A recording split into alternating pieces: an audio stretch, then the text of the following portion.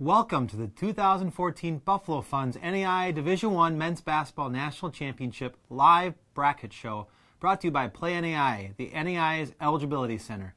I'm your host, Chad Waller, alongside Jamie Adams, coming to you from the NAIA headquarters in downtown Kansas City, Missouri. Now, over the course of the next 30 minutes, Jamie and I will present the 16 first-round matchups for this year's National Championship.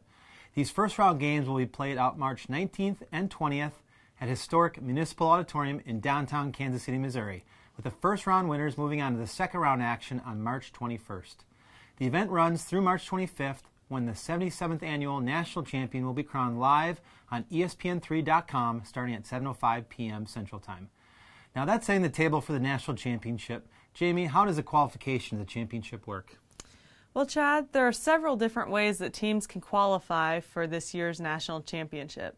In this year's field, we have 19 returners from the 2013 event, including defending national champion Georgetown College out of Georgetown, Kentucky, who received an automatic spot after finishing up as the regular season runner-up in the Mid-South Conference. For those new to NAIA basketball, there are two ways to make the championship field. Teams can automatically qualify as a conference regular season champion, conference regular season runner-up, tournament champion, or tournament runner-up, depending on the conference. Leagues with 10 or more schools receive 2 automatic berths. Those with 15 or more schools receive 3 automatic berths, while conferences with fewer teams get only 1. The other qualification method is by receiving an at-large berth. These are decided using the final regular season coaches poll, which was announced earlier today. In all, there were 17 automatic berths, 1 host berth awarded to Culver Stockton College in Canton, Missouri, and 14 at-large qualifiers. This system makes sure that we recognize those who have had a great regular season as well as those who are getting hot right now at the end of the season. And like you said, Jamie, in the women's show, the men's format is a little bit different with 1 through 32 teams seeded as compared to the 1 through 8, 1 through 8, 1 through 8, 1 through 8. So there's one top seed in men's, and I seeded through 32 teams. All right. So now let's get into the bracket and the pairings, starting with the top left quarter and the first of 4 matchups, which take place on Wednesday, March 19th. And we first start with number 1 seed Cal State San Marcos at 30-1 as they take on Oklahoma Baptist. Now this is the 1:15 p.m. game on Wednesday. Cal State San Marcos earned a berth as the Association of Independent Institutions Tournament Champion, while OBU was the Sooner Athletic Tournament Champion. Now, looking at some video for Cal State San Marcos, the Cougars are coming into the championship on a 21-game win streak, which is tied with William Carey for the longest active stretch. This is the second national championship appearance as Cal State San Marcos is in just its 3rd year of varsity status. A team who has lost just once on the year, back on December 7th, takes on an Oklahoma Baptist squad well suited for the national championship. The Bison are tied with Georgetown for the most championship wins all time at 59 victories and are making their 27th overall trip to Kansas City. This should be a great matchup.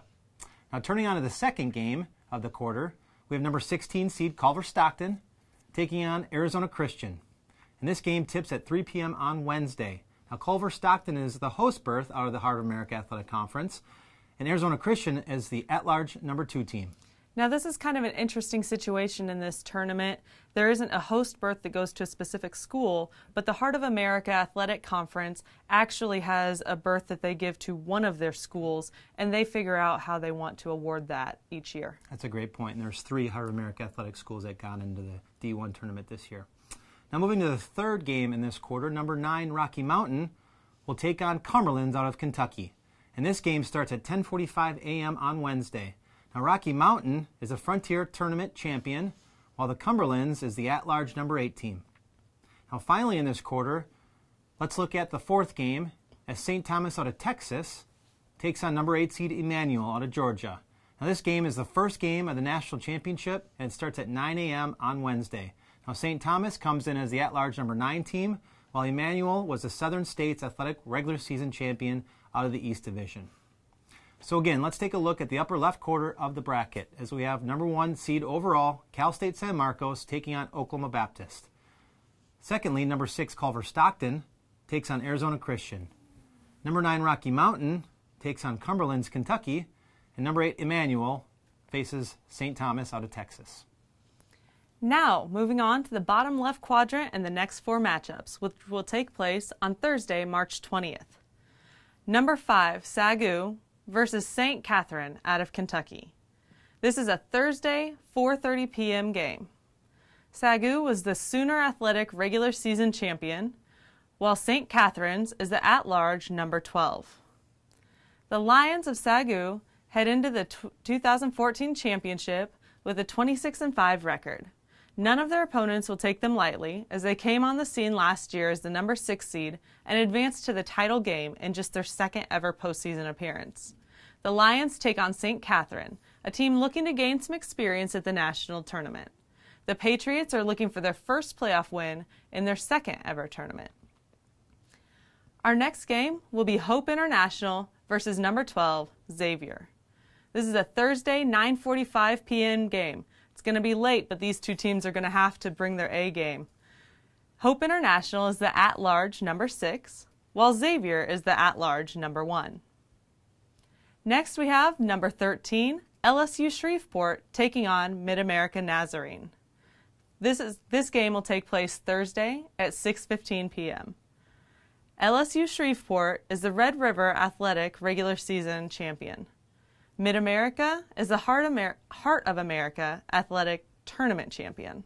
Now, Jamie, with Mid-America Nazarene, an interesting thing with them is they're the most local of schools in the championship. Right. They're roughly 20, 30-minute drives. So they always bring a great, energetic crowd, and we'll look forward to seeing that again. You love having a stadium that's just full of people who want to see great basketball. Finally, in this quadrant, we have Belhaven out of Mississippi taking on number 4, Columbia from Missouri. This is a Thursday, 8 p.m. game. Belhaven is the Southern States Athletic Tournament third-place champion, and Columbia is the American Midwest regular season champion. The Southern States Athletic Conference is really interesting. They have over 15 teams in their conference, so they get 3 automatic qualifiers. The first and second place tournament winner, first and second place in the tournament had already qualified, so they actually play a third place game to see who else gets to go to the national championship. So now let's take a look at the bottom left quarter of the bracket, recapping number 5, Sagu versus St. Catherine, number 12, Xavier taking on Hope International, number 13, LSU Shreveport playing Mid-America Nazarene, and number 4, Columbia taking on Belhaven. Okay, so now that we have half the bracket determined, let's go to the top right quarter and the next 4 matchups, which take place on Wednesday, March 19th. As we have number 3 seed William Carey facing Philander Smith from Arkansas. And this game takes place 10:30 p.m. on Wednesday. Now, William Carey is a Southern States Athletic regular season champion on the West Division, one of the 3 Southern States auto qualifiers that you mentioned, Jamie. And the other one is Philander Smith, as the at-large number 13 team coming into the tournament. The second game in that quarter is Wayland Baptist out of Texas versus number 14 seed Georgetown, the defending national champion Tigers. And this game will take place Wednesday at 8:45 p.m. Now, Wayland Baptist earned a berth as the at-large number 4 team, while Georgetown was a Mid-South tournament runner-up. As we look at some video about Wayland Baptist, the Pioneers qualified from the always tough Sooner Athletic Conference. Now, this is the first trip since 2008 for Wayland Baptist, but they have a lot of postseason experience as this marks their 15th event. The Pioneers will rely on that championship experience against a Georgetown team who is an old pro in Kansas City. Their Tigers are rolling into their 23rd straight national championship, which is an all-time record. So, this will be a fun game to watch between 2 squads with tons of time in a championship setting. Not going to be able to surprise these guys. They're going to come in knowing exactly what it takes to play at the national championship. Yep. Now, turning to the next game in the quarter, we have number 11 seed Benedictine, a local school from Atchison, Kansas, as they take on Westminster out of Utah. This game tips at 7 p.m. on Wednesday. Now, Benedictine, they're the Heart of America Athletic Tournament regular season champion, while Westminster, out of the Frontier Conference, earned a berth as the at-large number 5 team. And turning to the next game, we have Life out of Georgia taking on number 6 seed Vanguard out of California. And this is the 5:15 p.m. game on Wednesday afternoon. Now, Life comes in as the at-large number 11 team, and Vanguard is the Golden State Athletic Tournament champion, the last team to earn an automatic berth as they won last night in the Golden State Athletic Conference Tournament Championship. So again, let's take a look at the top right quarter of the bracket. First with number 3 seed William Carey facing Philander Smith out of Arkansas. Number 14 seed Georgetown taking on Wayland Baptist. Thirdly, number 11 Benedictine taking on Westminster. And finally, number 6 seed Vanguard out of California facing Life University out of Georgia. And finally, let's finish up this bracket and go to the bottom right quadrant, which has the last 4 matchups, and they'll take place on Thursday, March 20th. First, we have number 7, Talladega, playing Evangel. This is the Thursday 2 p.m. game. Talladega is the Gulf Coast Athletic Tournament champion, while Evangel is an at-large number 10. Next, we'll see Montana State Northern taking on number 10, Freed Hardeman. This is a Thursday morning game taking place at 10:45. Montana State Northern is an at-large number 7, while Freed Hardeman is the American Midwest regular season runner-up. Next, we'll see number 15, Wiley, taking on St. Gregory's out of Oklahoma. This is the kickoff on Thursday at 9 a.m., and Wiley is the Red River Athletic Tournament champion, while St. Gregory's is an at-large number 3. And our final matchup is Lindenwood Bellevue taking on number 2, Pikeville. This is the Thursday 12:30 p.m. game. Lindenwood Bellevue is an at-large number 14, while University of Pikeville is the Mid-South regular season champion.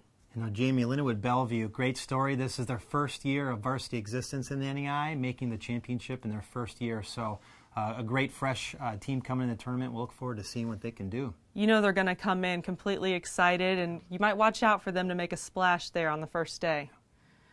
So again, let's take a look at the bottom right quadrant as we finish up this bracket. Number 7, Talladega, taking on Evangel.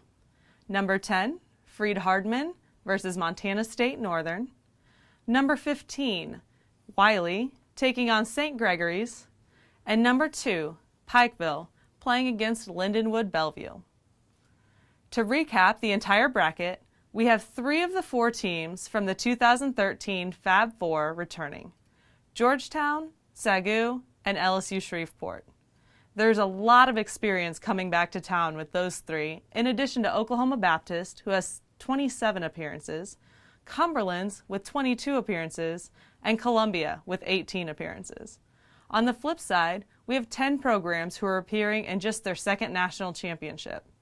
Overall, conference representation was spread out across the board, with Heart of America, the Mid-South Conference, and the Sooner Athletic Conference each landing 4 qualifiers in the field. 6 other conferences are sending a trio of teams into the event. This 77th annual national championship should be another exciting one, and we can't wait to see who will play spoiler and shock everybody. This is one of the finest men's college basketball national championships around, and we can't wait for March 19th. You're right, Jamie, in the 77th annual edition, plus it's the 50th anniversary of playing a municipal auditorium in downtown Kansas City. So historic event, a lot of history to it. It's the longest continuous running college basketball tournament in the country. Like you said, it's going to be a lot of excitement around it. So that puts a wrap on today's show. For more information on the Buffalo Funds NAIA Division I Men's Basketball National Championship, visit the National Championship page at naihoops.com and follow along with us on Twitter at NAI_news. On behalf of everyone at the NAIA, I want to congratulate the schools, players, and coaches on a great season. For Jamie Adams, I'm Chad Waller. Thank you for watching, and best of luck to all national championship teams. Good night.